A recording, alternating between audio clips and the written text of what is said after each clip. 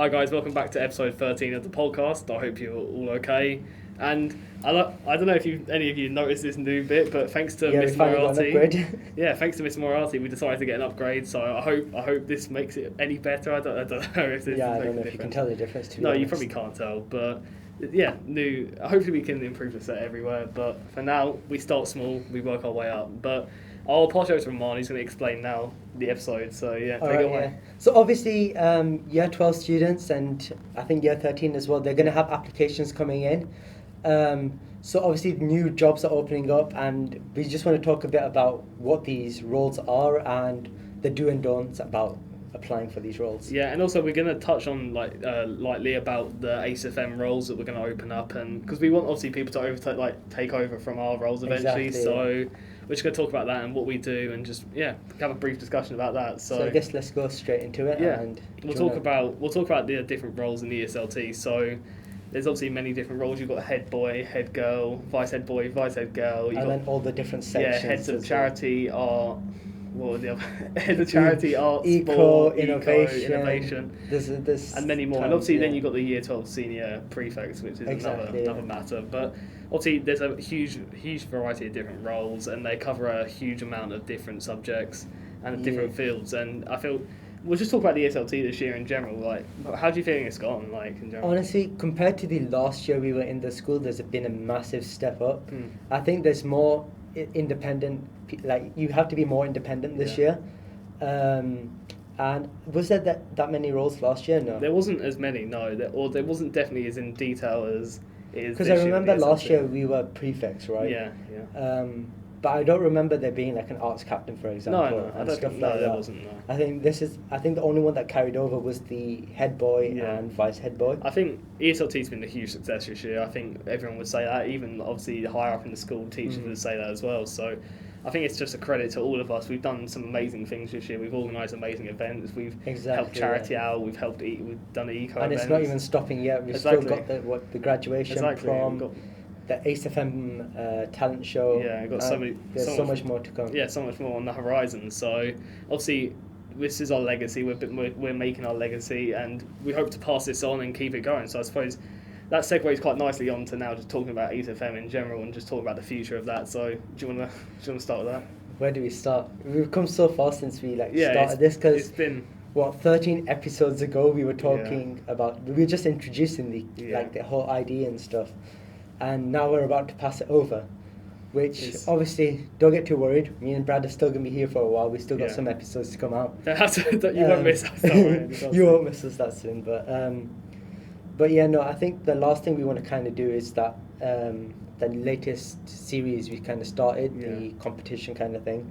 Because I have to say that we've got so much positive response about that. Yeah. And it's clear to see on obviously you can get all the YouTube stats as well. People you're watching it a lot more than these other videos where we just talk about just general stuff.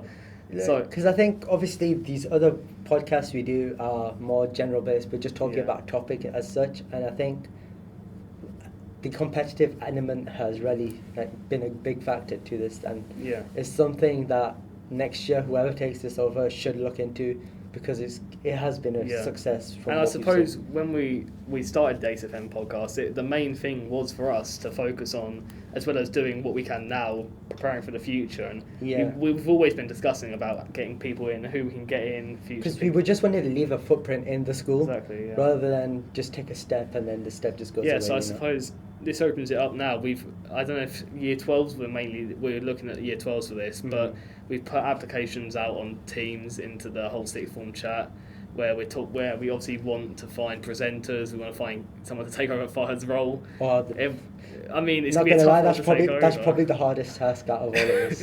I don't know, but we'll go with it. And so we want someone to operate the cameras, and if we can get someone to edit as well. But obviously, someone who does the cameras can edit at the same time. That's not a huge deal, as long as you know what to do with the software and how to film. That's the main thing. So, and we have Fahad who can help you out a bit as well. I think that's show you what to do. I think the important thing is we'll be here for the other term as well. So we're planning this transition at the start of next term, and we want to try and get the people. Yeah, because I think we're planning on passing it over, but I think we're planning on also just I don't know, interchanging it so we do like an odd week. Yeah, I suppose that's really up to us how we want to integrate it. But I reckon maybe we do maybe a week in, week out, or something like that. I think that's probably the easiest way to do it. And we obviously you just want to see people's ideas, see what they have to like come up with, and see like them filming like mock episodes almost, and just. And obviously with us going probably on study leave as well next term, we need to factor that in. So that's probably when they use the studio a bit more than us, and we'll probably be on Zoom. Yeah, so I suppose that's really it. I suppose we can just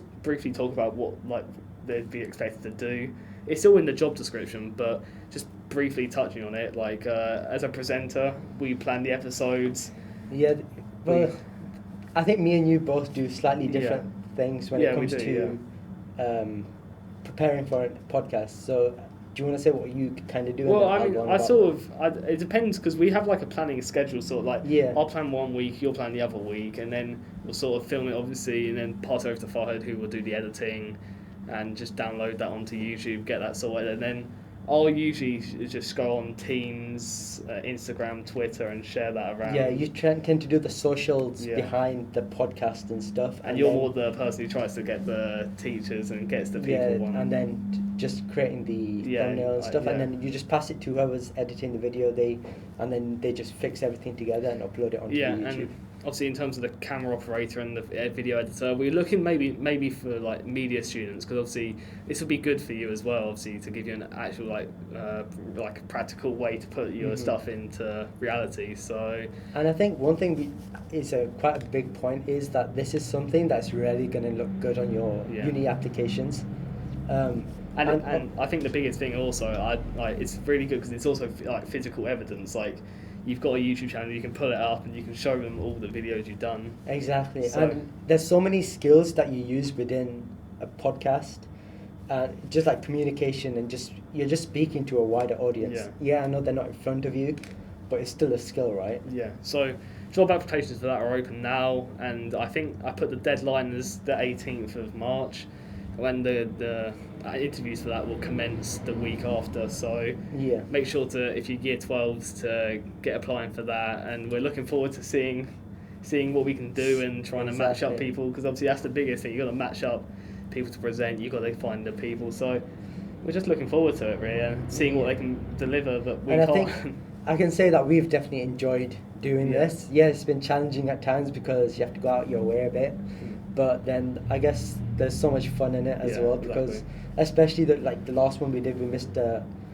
Moriarty, it was just such a fun episode to record. Yeah, definitely. And then obviously Miss Safi and Mr. Weber had a little on the go at each other after that, so we might have to get them onto the podcast to sort that out. They've said we should get them on to do a sort out of their the argument they had. Argument. So if you want to see that, put a comment or something like that. If you want to see Mr. Weber versus Miss Safi on the ASFM podcast, should we do a like target for a video? Do you reckon?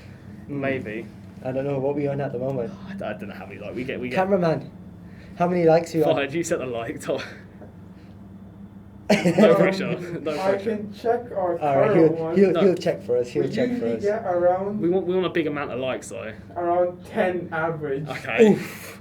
Should we make it a whopping 20? I think 20 likes. 20 likes. Come on, guys. 20 likes, and we all get Miss Safi and Mr. Weber on this podcast to sort out their beef. Their beef. So that's the like target. You have to go and hit that now.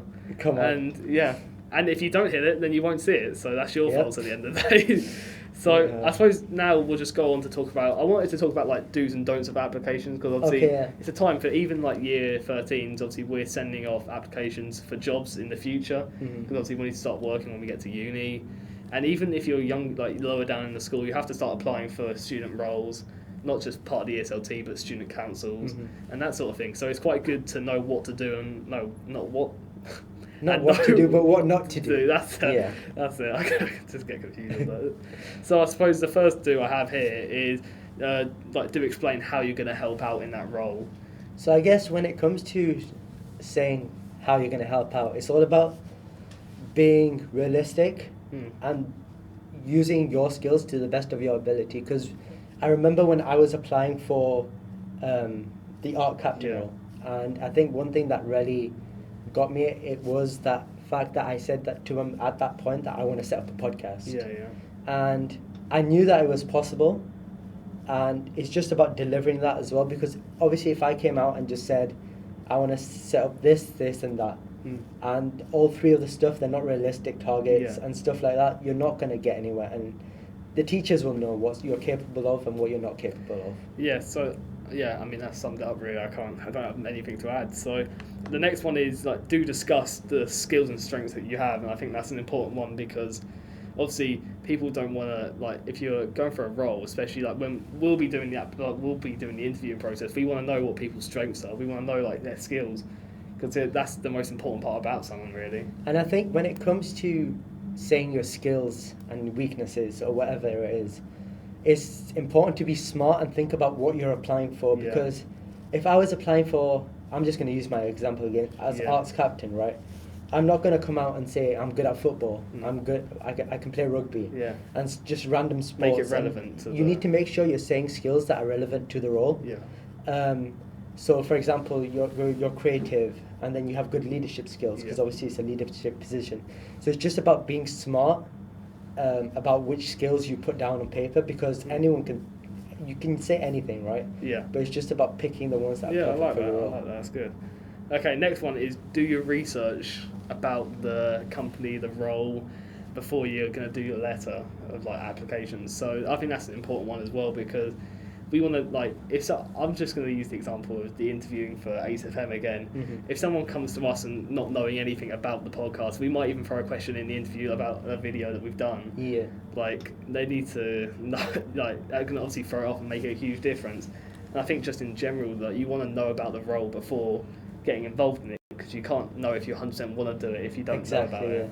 And if you're going for a job, you want to know what company you're going to be working for. And because you don't want to, if, for example, if they have like very big competitors, you don't want, like, if you're going to apply for Nike and you say, I really like Adidas, it's not a good starting point, is it? It's just knowing what you're going to apply for before you do apply for it. So I suppose we'll go on to, actually, I'll go for a do. You want to include specific keywords that are suitable for the job. So obviously, it's a bit about that relevancy. Like, use like relevant terminology, use relevant like skills and strengths.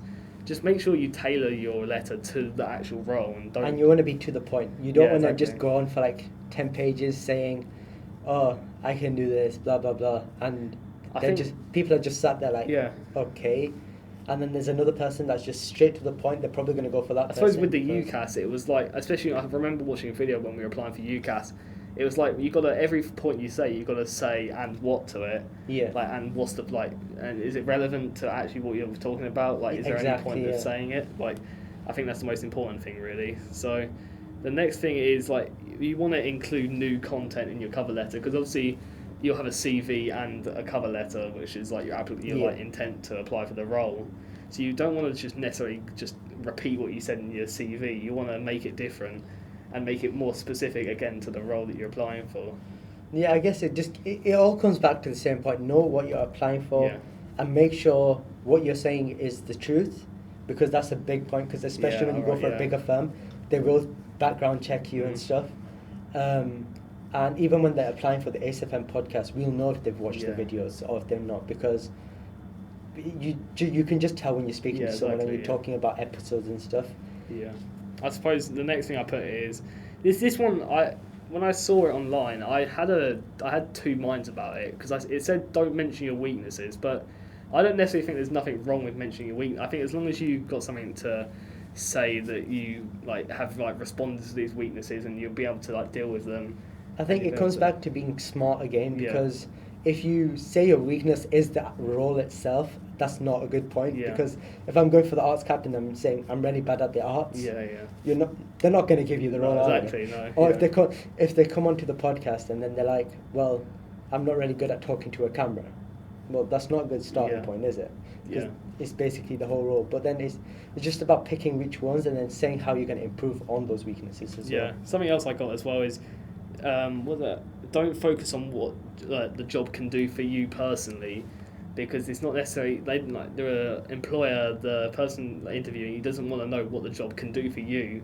They want to know what you can do for the job, because obviously that's what it's all about in the end. It's not about they're paying you, or in the job place they're paying you, but obviously in the school. It's like a voluntary thing. Yeah, but it's it's about still what a you big can- responsibility. Isn't It's it? all about what you can bring to the table Exactly. and what value you can add to the role Yeah. or to the business. Yeah. And like, for example, whoever comes for the ACFM podcast, we want to know what step up you're going to take. Yeah. Because obviously me and you have, for example, started it. Mm. We've got the first competition going out, which is the 10-minute timer Yeah, thing. And then we've got the ACFM talent show as well. So obviously we've set the standards quite high. Yeah. And now it's just about how far they can take it next Yeah. year. I suppose I'll link a few of these together. So I put don't lie, and as well as that, don't use too many like key words which you don't understand, because obviously a key, like, you'll be able to tell if someone's just using words that they don't have a clue about, and they're just Especially when you using speak to them and they're Yeah. not using a similar kind of Yeah. language or terminology. So don't use words that you don't understand, and don't lie about anything, because you're always going to get caught up in an interview if you lie about something. Because Exactly, a lot yeah. of the times interviewers do always ask you about your application letters and say, so this was the experience you had before, so like how was it? Yeah. And obviously if you hesitate on that and just You're make like, up a random response, then yeah. they're going to notice something's wrong. And I've got two more now. So don't use a template as well online, because application letters are meant to be different to everyone. They're meant to be your own sort of thing. So don't just go online, type in application letter for something, whatever role, and just go on. It's about being real as well, Yeah. right? Because you can't, it can't be something that's scripted. Yeah. Because it's neither like just, okay, you just take a picture of the internet, you give it to the thing, and they're going to give you the job, right? Yeah. You have to go through the process, and then whilst you're going through the process, people are going to pick up on stuff. Yeah. So you can't really hide anything. No, exactly. And the final one, which I think is one of the most important, you got to always ask someone to review your letter and look over it, because the amount of times people make grammatical mistakes, spelling mistakes, And that's not a good starting and point. it's not. is it? It's the first impression is that letter, and if they read it and see like a lot of mistakes, they're going to realise straight away that this person doesn't really care about the role, they don't care about the job, Yeah. and it's just a bit of like a half-hearted effort, really. So And one thing you haven't mentioned on there, but I'm just going to stick Yeah, it in, sure. is when you're going to the interview, whether it's a Zoom call or anything, it's about how you present yourself as Yeah. well. Because obviously with like COVID and stuff, you might end up doing the interview on Zoom. Especially if we're going for a job in the UK or something, it might be an interview on Zoom. Yeah. But that doesn't mean you can go in a t-shirt Yeah, or yeah. like your pajamas or something. I think it's still important to have Look professional. look professional, Yeah. look the part, and Yeah. that just gives you one step closer to getting the role. Yeah, well, I suppose that's it for all my. I've probably missed a few, but that's Yeah. really it for. I think that's the main ones we covered, and I hope that's helped some of you out there realise like what are the roles, and like just realise what Our we. cameraman looks a bit worried back there. Yeah, well, are you alright? Yeah, yeah. Oh, you're fine. Okay, I was just wondering because he's just moving around for any context, but it's. But We're yeah, thrown up, yeah. I mean, actually, we do have one more thing to say about, and you might have seen some of the posters around the school. oh yes. Are we gonna? Da, da, da, Da, da. da. You might have seen some of these around the school. We've printed off tons of new ones of these. We've got them laminated as We've well. got them laminated, so it's not this. It's no expense spared really here. So I mean, hopefully you see some of this, and the talent show we've put it back a bit just so Yeah, so it'd be it more says convenient. here audition deadline end of term 2. So obviously, just get your auditions in, and then I think they're sending them to your Yeah, they can send them to my email. email, which is I can send out again the details, Yes. which I probably will. Unfortunately, not on the poster. No, I'll send out the details again. But we just want to get applications through, because the first response wasn't obviously. Well, I'm not going to lie, it wasn't Wasn't the amazing. best, It wasn't no. what we expected. But obviously, thanks to everyone who did apply, because your auditions were really good. But it's just not enough of you applied. And I So we think weren't just to able get to you do it. guys a bit excited, we do have Mr. Morris opening the thing. So if you're not gonna participate, you might just want to watch it on Zoom, YouTube, right? YouTube, at the YouTube moment, or yeah. Facebook. We haven't Yeah. decided yet, but it will be live streamed. So if you're not gonna audition, get excited for that at least. Yeah. So I mean, obviously, we want you to audition. So basically, if you've got a special talent, get auditioning, and send them to me, and And I'll the- post the details again of that. Yeah, and I guess there's no harm in trying either, No, exactly. because what the worst thing that's gonna happen is that you get some feedback and you Yeah. can improve on that. Exactly. So just try your best, and hopefully you get in. Give it a go. So yeah, that's really it from us today. Hope you enjoyed the episode, and yeah, that's yeah. That's pretty much that's Make pretty sure to much leave a it, isn't it? like, subscribe, and watch out for more content in the future. maybe another one of the episodes, or definitely another one of the episodes. Well, we're gonna try starting to get like 1 or 2 up a week, Potentially. depending on how many. Potentially, depending on who people invited the we get. camera. But that's up to the editor there. Yeah. So Um, that's it from us. Hope you all enjoyed it, and we'll see you in a bit. So see ya. See ya.